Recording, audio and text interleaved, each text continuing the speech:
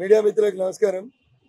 తెలంగాణ రాష్ట్ర పోలీసులు గత 10 రోజులుగా జరుపుతున్నటువంటి టెలిఫోన్ ట్యాపింగ్ కేసులో అరెస్ట్ అయినటువంటి ప్రణీత్ కుమార్ అనేటువంటి డిఎస్పీ దుబ్బాక ఉప ఎన్నిక సందర్భంగా అక్కడ ప్రతిపక్ష నాయకుల టెలిఫోన్లు ట్యాపింగ్ చేసినాం.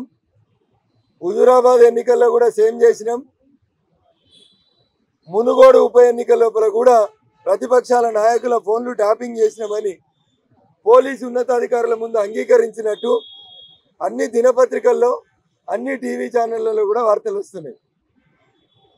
నేను ఈ మాట ఇయ్యాల చెప్పలే.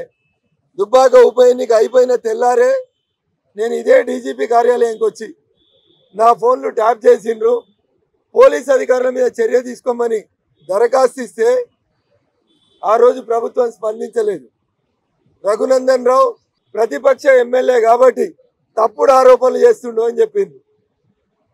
నవంబర్ 2020లో నా ఫోన్లు, నా కుటుంబ సభ్యుల ఫోన్లు విన్నరని నేను ఏదైతే ఆరోపించిందో అదే నిజమని ఇప్పుడు జరుగుతున్నటువంటి టెలిఫోన్ ట్యాపింగ్ కేసులో బయటకు వచ్చింది. కాబట్టి నేను మీ ద్వారా రాష్ట్ర ముఖ్యమంత్రి గారికి, తెలంగాణ హైకోర్టు చీఫ్ జస్టిస్ గారిని 2 విషయాలు డిమాండ్ చేస్తా ఉన్నా. ఒకటి, అప్పటి ముఖ్యమంత్రి చంద్రశేఖరరావు ప్రమేయం లేకుండా ఏ పోలీసోడు కూడా టెలిఫోన్ ట్యాపింగ్ చేయడు. అప్పుడు దుబ్బాక ఉప ఎన్నికల్లో మా దుబ్బాకకి ఇన్ఛార్జిగా పనిచేసింది ఎవరంటే హరీష్ రావు అనేటువంటి మంత్రి. సో ఈ కేసులో మొదటి ముద్దాయి ఎవరు కావాలంటే చంద్రశేఖరరావు మొదటి ముద్దాయి, హరీష్ రావు రెండో ముద్దాయి, మూడో ముద్దాయి అప్పటి మా జిల్లా కలెక్టర్ వెంకట్రామిరెడ్డిని మూడో ముద్దాయిగా చేర్చమని ఈరోజు రాష్ట్ర డీజీపీ గారికి దరఖాస్తు ఇచ్చినాం. రిసీవ్డ్ కాపీ తీసుకున్నాం. కనీసం ఈ రోజన్నా ఒక నిష్పక్షపాతమైనటువంటి విచారణ జరిపించమని మేము పోలీసు ఉన్నతాధికారులకు అప్పీల్ చేస్తున్నాం. ఎందుకు నిష్పక్షపాతమైనటువంటి మాట ఎందుకు మాట్లాడుతున్నా అంటే, నా కేసు అయితే ఒకటి, మీ కేసు అయితే ఒకటి అని చూడకూరి. 2020 నవంబర్లోనే మీకు అందరు గుర్తుండాలి, బేగంపేటలో ₹1 కోటి పట్టుకొని ఓ కారుని సీజ్ చేసి దాంట్లో రఘునందన్ రావుని, ఇప్పుడు గౌరవ చెన్నూరు ఎమ్మెల్యే వివేక్ వెంకట స్వామి గారిని కూడా ముద్దాయిం చేసి ఆ రోజు నుంచి ఈ రోజు దాకా ఇన్వెస్టిగేషన్ ఒక్క అడుగు ముందుకోలేదు. అట్లే ఉంది ఎఫ్ఐఆర్ చేసి. ఇలా నేను వివేక్ వెంకట స్వామి గారిని, కాంగ్రెస్ పార్టీ అధికార ఎమ్మెల్యేని, గౌరవనీయులు మునుగోడు ఎన్నికల్లో ఫోన్ ట్యాపింగ్ తోటి ఓడిపోయి ఎక్కడికక్కడ పైసలు పట్టుబడ్డ కోమటిరెడ్డి రాజగోపాల్ రెడ్డి గారిని, ఆ ఇద్దరిని కూడా నేను అప్పీల్ చేస్తా ఉన్నా. అన్నయ్య, ఇలా మేము ప్రతిపక్షం కావచ్చు, మీరు చర్య తీసుకునేటువంటి పార్టీలో ఉన్నారు, అధికారంలో ఉన్నారు, కాబట్టి మీరు కూడా దయచేసి వచ్చి మాలా కంప్లైంట్లు ఇవ్వండి. Let the case be investigated. Munugode tapping కూడా ఇన్వెస్టిగేషన్ జరగాల్సిందే. ఒక డిఎస్పీనో, ఇద్దరు అడిషనల్ ఎస్పీలను, ఇంకో ఎస్పీనో అరెస్ట్ చేసి కేసు ముగించొద్దని నేను పోలీస్ అధికారులకు విజ్ఞప్తి చేస్తా ఉన్నా. అప్పటి డీజీపీ ఎవరైతే ఈ ఇన్స్ట్రుమెంట్స్ కొన్నాడో, ఎవరు కొన్నారు, ఏ దేశంలో కొన్నారు, ఎన్ని పైసలకు కొన్నారు, కొనేతందుకు అమెరికాకు పోయిన డిఎస్పీ ఎవరు, కొనేతందుకు అమెరికాకు పోయిన ఆ డిఎస్పీతో పాటు పోయిన అప్పటి డీజీపీ పిఏ ఎవరు? ఒక పిఏ అమెరికాకు పోతాడా? ఒక పిఏ డివైస్ కొంటాడా? ఇదా ఈ ప్రభుత్వంలో జరుగుతుంది? 1200 మంది పిల్లగాళ్ళు చచ్చిపోయి తెచ్చుకున్న తెలంగాణలో మా ఆత్మాభిమానాన్ని కాదని తెలంగాణ ఉద్యమకారుల ఫోన్లను ట్యాపింగ్ చేసినటువంటి చంద్రశేఖరరావు, హరీష్ రావు, కేటీఆర్, జోగినిపల్లి సంతోష్ అనే ఈ దుర్మార్గులని వెంటనే ముద్దాయిలుగా చేర్చి రిమాండ్ చేయించాలని చెప్పి నేను రాష్ట్ర డీజీపీ గారిని కోరడం జరిగింది. నాకు నమ్మకం ఉంది తెలంగాణ పోలీసులు మంచిగా పనిచేస్తారని, డీజీపీ గారు కూడా నిష్పక్షపాతంగా విచారణ చేస్తారని నేను నమ్ముతున్నా.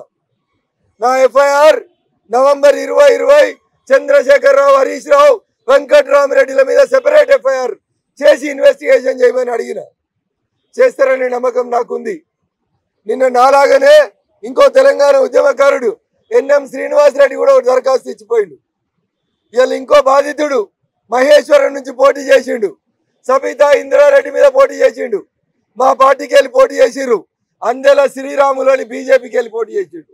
2 సార్లు మహేశ్వరంలో సబితా ఇంద్రారెడ్డి గారికి గట్టి పోటీ ఇచ్చిండు మిత్రుడు అందెల శ్రీరాములు. ఇట్లా మా అందరి ఫోన్లు ట్యాప్ చేసిర్రు. కాబట్టి ఒక్కొక్క కేసుకి ఒక్కొక్క ఎఫ్ఐఆర్ ప్రత్యేకంగా కట్టుమని నేను డీజీ గారిని సవినయంగా అప్పీల్ చేసిన. మా మాట మన్నించి సెపరేట్ ఎఫ్ఐఆర్లు కట్టి ముద్దాయిలను అరెస్ట్ చేస్తారని నాకు విశ్వాసం ఉంది.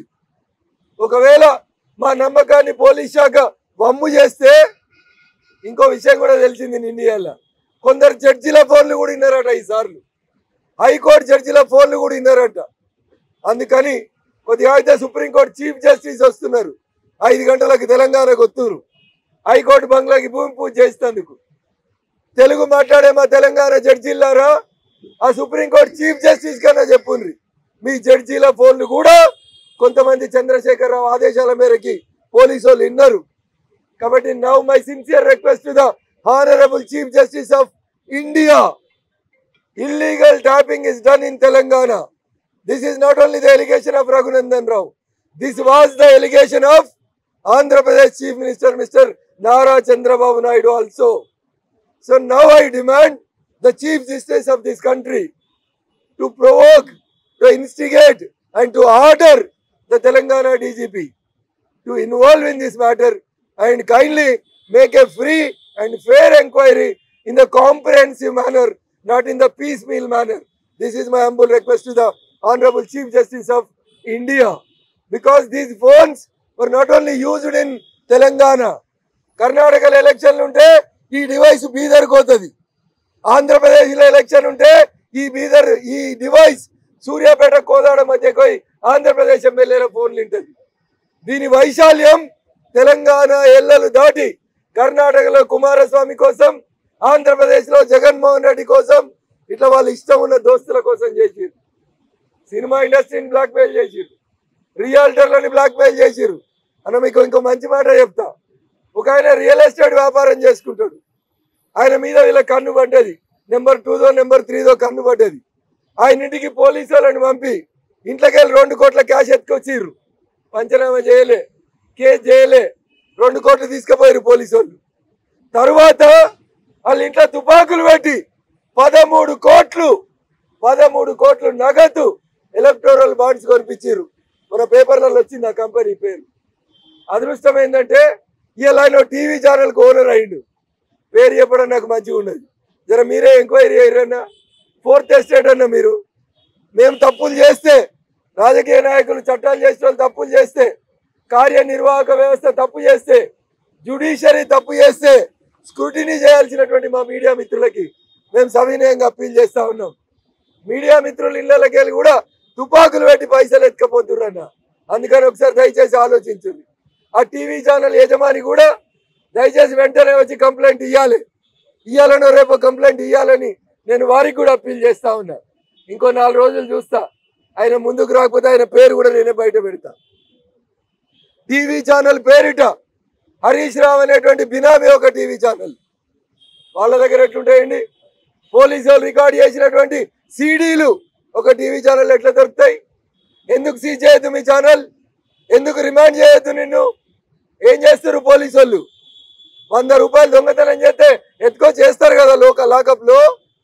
ఇల్లీగల్ గా రికార్డ్ చేసినటువంటి సీడీలు, డివైసులు ఒక టీవీ ఛానల్లో దొరికితే ఏం చేస్తుంది తెలంగాణ పోలీస్? మాకు భద్రత ఇయ్యరా? ఏంది మీరు రింగ్ టోన్ ఏంది? భద్రత మాదే, బాధ్యత మాదే. అయ్యా డీజీపీ గారు, మాకు భద్రత ఇయ్యండి, మాకు బాధ్యత తీసుకోండి, ముద్దాయిల్ని అరెస్ట్ చేయండి, ఎఫ్ఐఆర్లు రిజిస్టర్ చేయండి. చేయకపోతే కోర్టును ఆశ్రయిస్తాం, లీగల్ రెమెడీస్ తీసుకుంటామని చెప్పి ఈ సందర్భంగా తెలియజేస్తా ఉన్నాం. Thank you.